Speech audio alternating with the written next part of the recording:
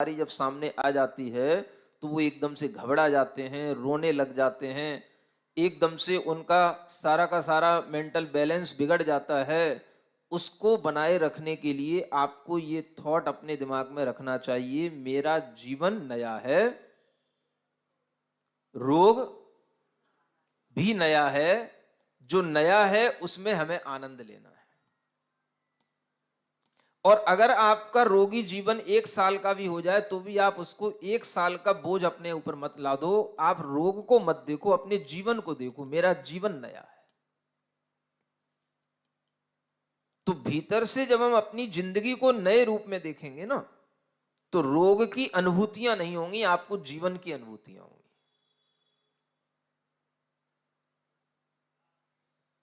क्या सुन रहे हो? जब हम अपने जीवन को नयापन देखेंगे तो फिर आपको वृद्धावस्था की अनुभूतियां नहीं होंगी, भीतर के जीवन की अनुभूतियां होंगी। जो हमारा जीवन भीतर चल रहा है वो नया है। बाहर से ठीक है, किसी भी तरह की अशक्य अवस्था है, उठा जाता है, नहीं बैठा जाता है, कुछ हो रहा है, पैर में कमजोरी आ गई, घुटने खराब हो गए, ये हो गया, वो हो गया, ये सब क्या है? ये सब अलग अवस्थाएं हैं। मेरा जीवन तो जो मैं जी रहा हूं, भीतर का जीवन तो मेरा हर क्षण नया है।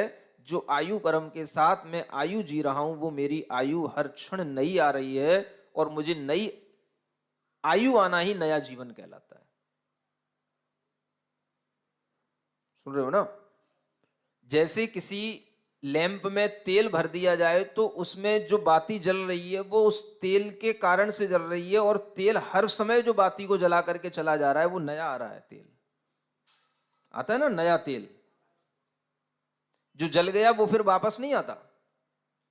इसी तरह से आपका भीतर से जो आयु कर्म है, ये आपका एक लाइफ टाइम का फोर्स होता है, इनर फोर्स होता है, जो आपको भीतर से जीवन देता है।